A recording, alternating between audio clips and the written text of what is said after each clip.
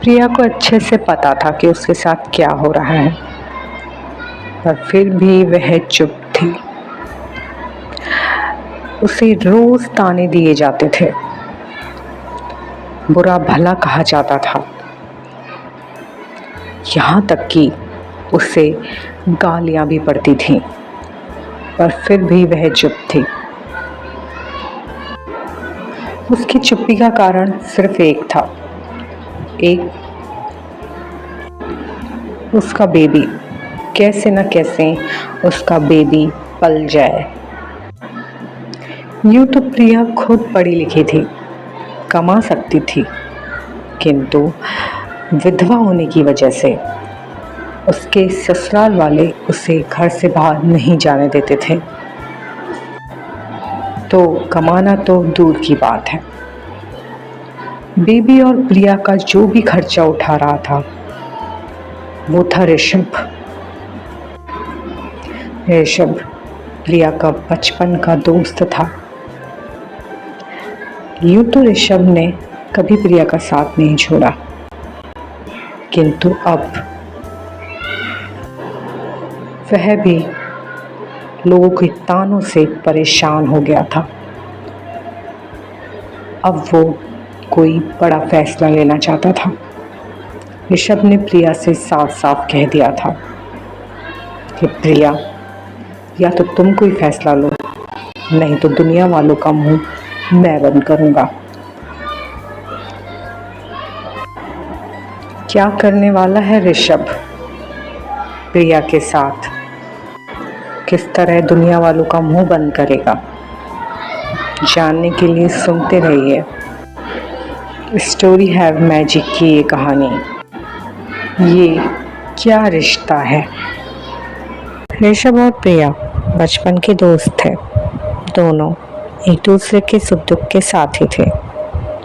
वो दोनों साथ पढ़ाई की, कॉलेज भी साथ गए और अब जिस आईटी कंपनी में उनकी जॉब लगी थी वो भी साथ में ही लगी थी। ऋषभ और प्रिया की जिंदगी बहुत अच्छी चल रही थी। ऋषभ प्रिया से प्यार करता था, पर प्रिया ऋषभ से प्यार नहीं करती थी। वो उसे सिर्फ अपना दोस्त समझती थी।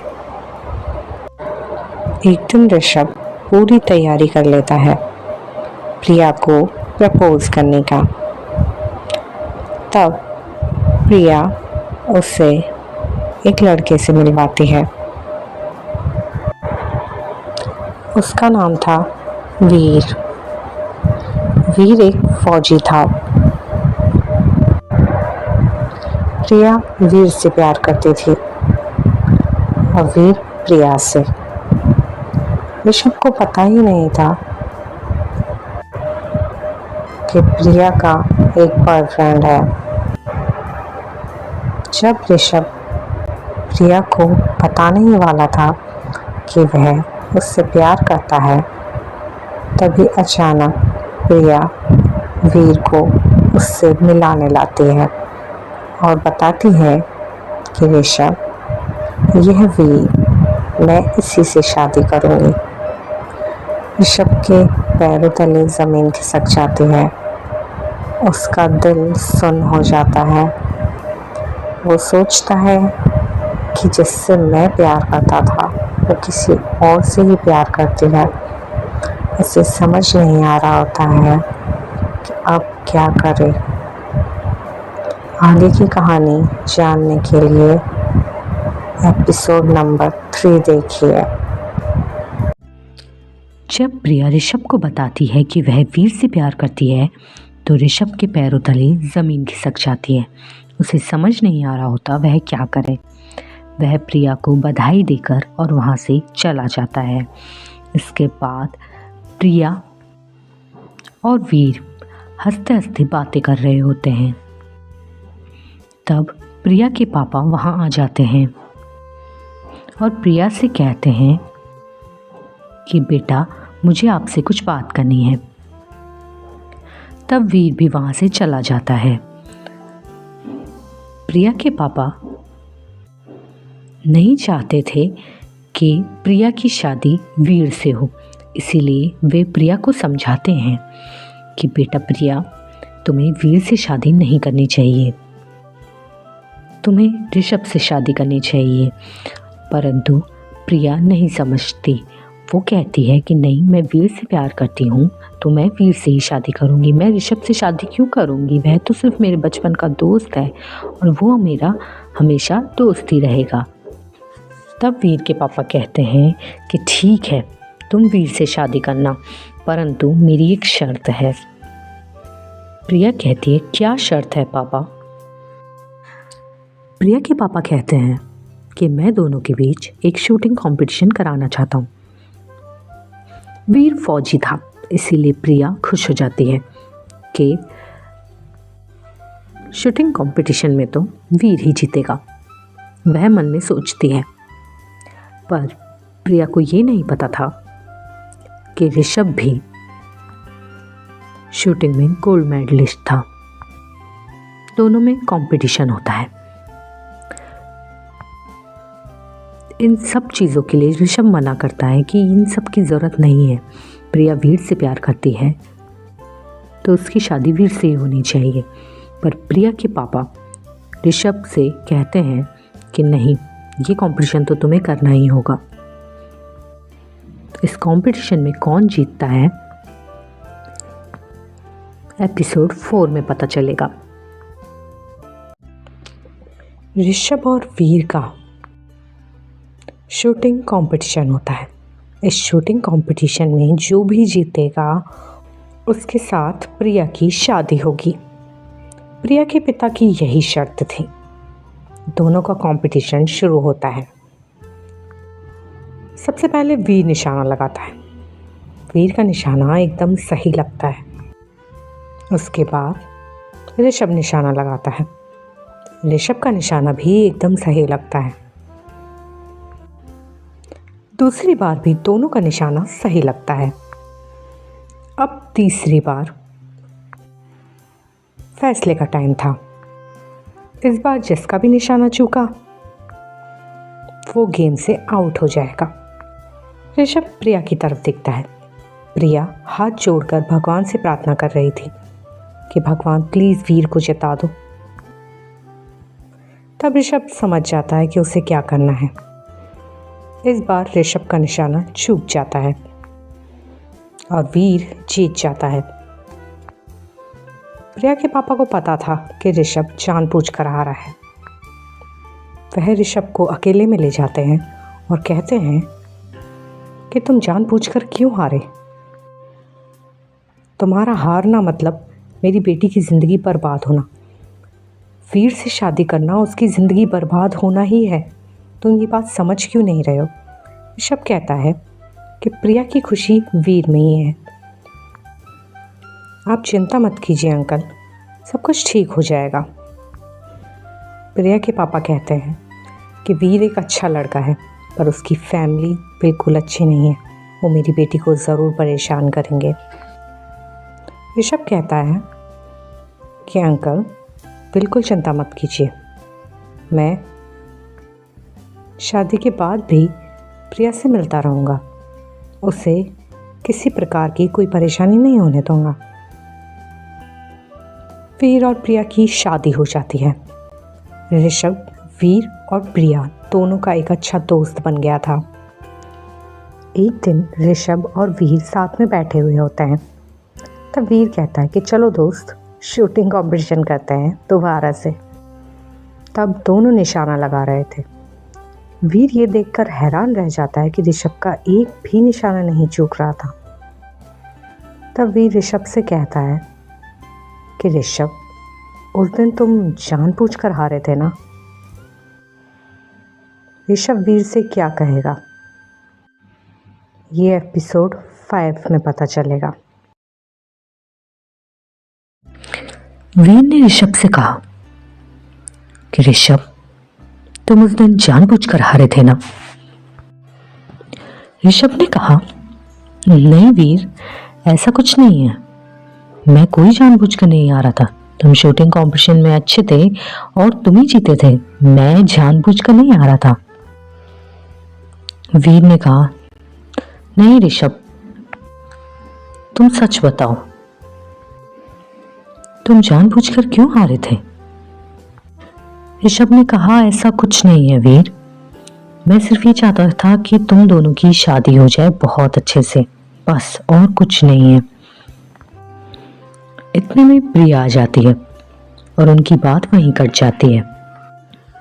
प्रिया कहती है, क्या हो रहा है भाई, दोनों दोस्त क्या बातें कर रहे हैं आपस में? ऋषभ कहता है, नहीं नहीं कुछ नहीं, बस ऐसे ही आपस में हंसी मजाक ही कर रहे थे हम लोग। ऐसे ही धीरे धीरे 1 साल बीत जाता है। 1 साल बीतने के बाद भी प्रिया के ससुराल वाले अभी भी चेंज नहीं होते हैं। वो उसे जॉब के लिए साफ मना किए हुए होते हैं और उसे छोटी छोटी बातों पे रोका टोकी करते थे। कई बार तो उसे काफी चीजें सुना भी देते थे। जब तक वीर घर पर रहता था तब तक तो वे उससे बहुत अच्छे से व्यवहार करते थे, पर जब वीर बॉर्डर पर चला जाता था अपनी फौजी की ड्यूटी करने, तब वे उससे थोड़ा रूड हो जाते थे। ऐसे ही करते करते 2 साल बीत गए। प्रिया ने एक छोटी नन्ही जान को जन्म दिया।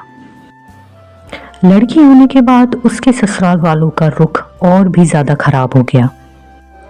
उनका व्यवहार हमेशा प्रिया के प्रति खराब ही रहता था। वे उसे हर वक्त ताना देते थे, हर वक्त कुछ ना कुछ सुनाते ही रहते थे।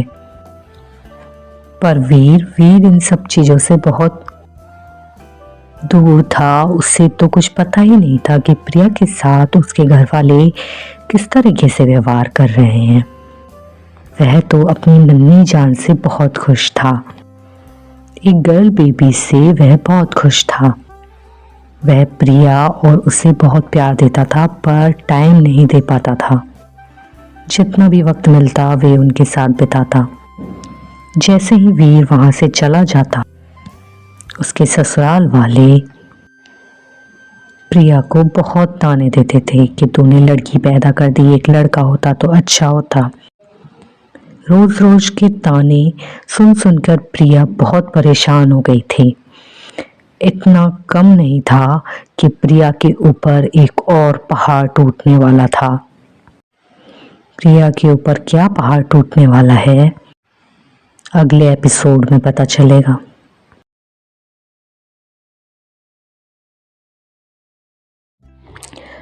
प्रिया ने एक छोटी नन्ही बच्ची को जन्म दिया था। तभी से उसके ससुराल वाले उससे और भी ज्यादा बुरा व्यवहार करने लगे थे। जब भी वीर बॉर्डर पर होता तब उसके ससुराल वाले उसे उसकी बच्ची के लिए ताना देते थे। पर वीर को लड़का लड़की से कोई फर्क नहीं पड़ता था। वो अपनी प्रिया को बहुत प्यार करता था, पर उन्हें ज़्यादा टाइम नहीं दे पाता था क्योंकि अधिकतर समय वह बॉर्डर पर ही रहता था। देखते ही देखते 1 साल बीत जाता है। बेबी 1 साल का हो जाता है। उस दिन बेबी का जन्मदिन था और उसी दिन एक ऐसी खबर आई जिसने सबको तोड़ दिया। सबके पैरों तले जमीन खिसक गई।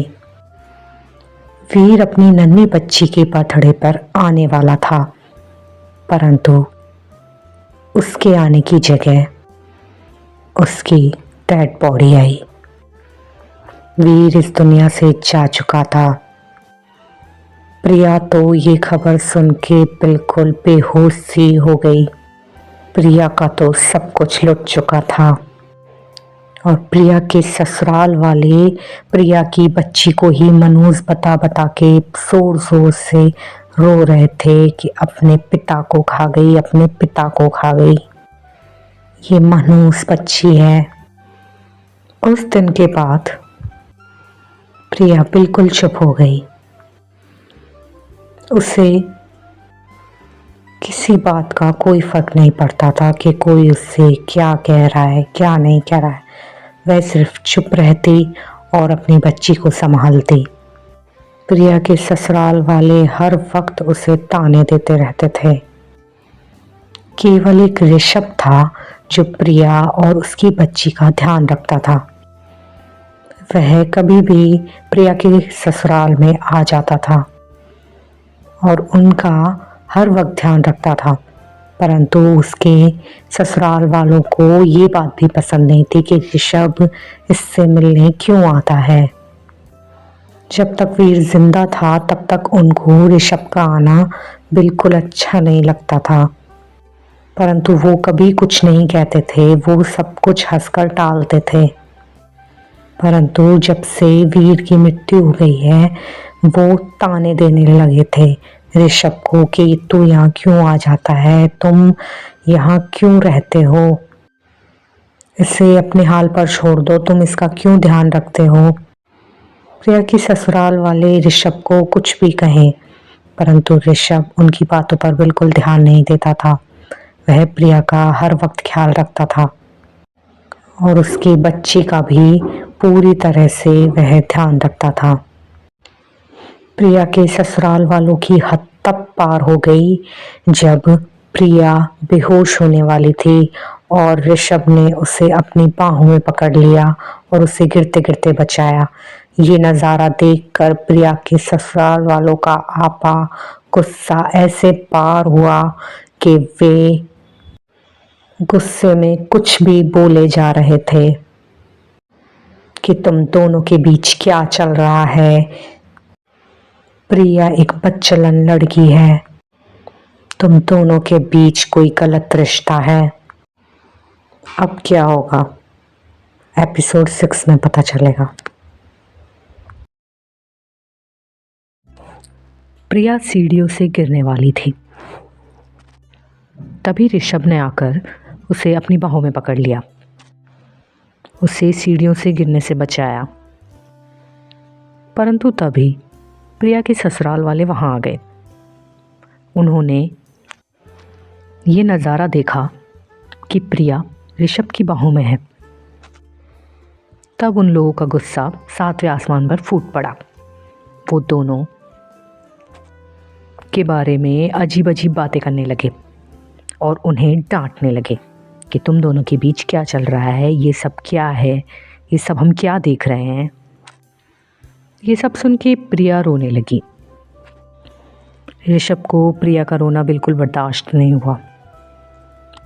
वह भी गुस्से से फूट पड़ा। उसने प्रिया के घर वालों को सुना दिया कि आप लोग पागल तो नहीं हो गए हैं, हम सिर्फ दोस्त हैं। इस तरीके से हम पर लांछन लगाने से पहले आप कुछ तो सोचिए। और जब वीर रहता था तब भी मैं आता था, आप हर वक्त हर बात का उल्टा मतलब क्यों निकाल लेते हैं। प्रिया रोने लगी और रोते रोते अपने कमरे में चली गई और दरवाज़ा बंद कर दिया। ऋषभ भी उसके पीछे गया और दरवाज़ा खटखटाया। दरवाजे के अंदर से कोई आवाज़ ना आता देख ऋषभ ने दरवाज़ा तोड़ने की कोशिश की और ऋषभ ने दरवाज़ा तोड़ दिया। तब देखा प्रिया पंखे से लटक कर मरने की कोशिश कर रही थी। ऋषभ ने उसे नीचे उतारा और समझाया, प्रिया तुम पागल हो गई हो क्या? अगर तुम मर जाओगी तो इस बच्ची का क्या होगा? प्रिया ज़ोर ज़ोर से रोने लगी। तब ऋषभ ने एक फ़ैसला लिया कि प्रिया तुम यहाँ से चलो, मैं तुम्हें अभी अपने पापा के घर पे छोड़ देता हूँ। प्रिया ने अपने पापा के घर जाने से साफ मना कर दिया कि नहीं नहीं ऋषभ, मैं अपने पापा के घर नहीं जाऊँगी। वो पहले ही मेरी और वीर की शादी से खुश नहीं थे और अब मेरा ये हाल देखकर और ज़्यादा दुखी हो जाएंगे, इसीलिए मैं पापा के पास नहीं जाऊँगी। ऋषभ ने उसे बहुत समझाया कि प्रिया यहाँ तो तुम घुट घुट कर मर जाओगी, नहीं तुम्हें यहाँ से चलना ही होगा। प्रिया साफ मना कर देती है। तब ऋषभ कहता है कि ठीक है, तुम्हें अपने पापा के घर नहीं जाना तो मैं तुम्हें एक किराए का घर ढूंढ देता हूँ, तुम वहाँ रहना अपनी बच्ची के साथ, और तुम पढ़ी लिखी हो इसलिए जॉब करना। प्रिया को ये बात सही लगती है। वह अपनी बच्ची को लेती है, अपना सामान पैक करती है और अपने ससुराल वालों को अलविदा कहती है। वो दोनों वहाँ से चले जाते हैं। प्रिया एक किराए के घर में अपनी बच्ची के साथ रहती थी। कभी कभी ऋषभ वहाँ आ जाया करता था। प्रिया अपने ससुराल वालों के थोड़ा सा नज़दीक ही रहती थी। वह उनकी ही कॉलोनी में रहती थी, इसलिए उसके ससुराल वालों ने आसपास के लोगों को उनके लिए बहका रखा था। हर कोई उन दोनों के बारे में बातें करता था। वो दोनों साथ में मार्केट भी निकलते थे, तब उन्हें देखकर हंसते और बेमतलब की बातें करते। महाशिवरात्रि का दिन था। प्रिया अपनी बच्ची को लेकर और ऋषभ के साथ पूजा करने शिव जी के मंदिर में गई। वह उसी कॉलोनी का बहुत बढ़िया मंदिर था। तभी कॉलोनी की औरतों ने उसे बाहर रोक दिया और कहा, तुम जैसी औरतें हमारे इस मंदिर में नहीं आ सकती। अब क्या होगा अगले एपिसोड में पता चलेगा। महाशिवरात्रि का दिन था। ऋषभ और प्रिया बेबी के साथ शिव जी के मंदिर गए, किंतु वहाँ कुछ महिलाओं ने उनका रास्ता रोक लिया और उन्हें प्रवेश से साफ मना कर दिया कि तुम इस मंदिर में नहीं घुस सकते। तब ऋषभ ने कहा कि ये क्या बकवास है, ये मंदिर पूजा का स्थल है, हम यहाँ क्यों नहीं आ सकते। तब उन महिलाओं ने कहा कि तुम लोग अपवित्र हो, इसीलिए तुम लोग यहाँ नहीं आ सकते। तभी प्रिया के ससुराल वाले भी वहाँ आ गए। वो भी उन दोनों को बुरा भला कहने लगे कि ना जाने इन दोनों के बीच क्या रिश्ता है। बस मेरे बेटे वीर के जाते ही इस प्रिया ने इस ऋषभ का हाथ थाम लिया। दोनों क्या करते हैं क्या नहीं करते कुछ नहीं पता। परंतु प्रिया और ऋषभ सिर्फ एक दोस्त थे, उनके बीच ऐसा वैसा कुछ नहीं था। प्रिया के बेबी की वजह से ऋषभ उसका साथ देता था। उसे अकेला महसूस ना हो इसीलिए वह कभी कभी बस उसके घर आ जाता था। परंतु उसको इन लोगों ने बहुत ही बड़ी बात बना दिया था। तब वहाँ प्रिया के पापा भी आ जाते हैं। प्रिया अपने पापा को देखकर उनके गले लग जाती है और रोने लगती है। प्रिया को रोता देख ऋषभ का गुस्सा फूट जाता है। वह उन सबको कहता है कि आप सब पागल हो गए हैं क्या, हमारे बीच ऐसा कुछ नहीं है, हम लोग सिर्फ बचपन के दोस्त हैं और मैं तो वीर का भी अच्छा दोस्त था। अब ऐसा क्या हो गया, हम पहले भी बातें किया करते थे, वीर प्रिया और मैं हम हमेशा साथ रहते थे, पर अब ऐसा क्या बदल गया जो आप सब हम पर लांछन लगाने लग रहे हैं।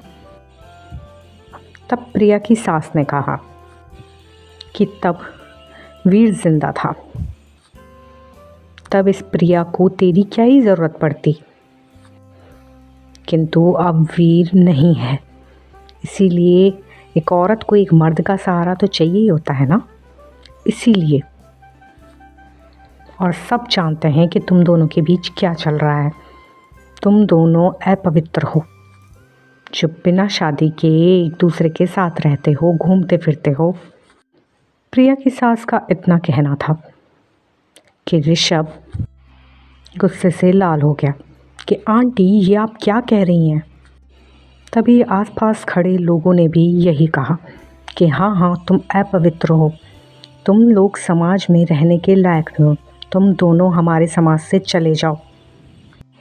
तभी सब ज़ोर ज़ोर से चिल्लाने लगे कि हाँ हाँ तुम हमारे समाज से चले जाओ, तुम लोग अपवित्र हो, हाँ हाँ तुम लोग अपवित्र हो, तुम दोनों अपवित्र हो, सभी ये कहते हैं। तब प्रिया ज़ोर ज़ोर से रोने लगती है। तभी ऋषभ कहता है कि बस बहुत हुआ, सब चुप हो जाओ। ऋषभ कहता है कि ठीक है, हमारे रिश्ता अपवित्र है ना, तो अभी इसे पवित्र कर देता हूँ। ऋषभ मंदिर के अंदर चला जाता है और वहाँ से सिंदूर उठाकर प्रिया की मांग में भर देता है। ये लो, हो गया पवित्र रिश्ता, अब हम दोनों पति पत्नी हैं। अब बताओ कि हमारा रिश्ता पवित्र है या अपवित्र। वहाँ खड़े सब लोग चुप हो जाते हैं। प्रिया और प्रिया के पापा ऋषभ को देखते रह जाते हैं। आगे क्या होगा अगले एपिसोड में पता चलेगा।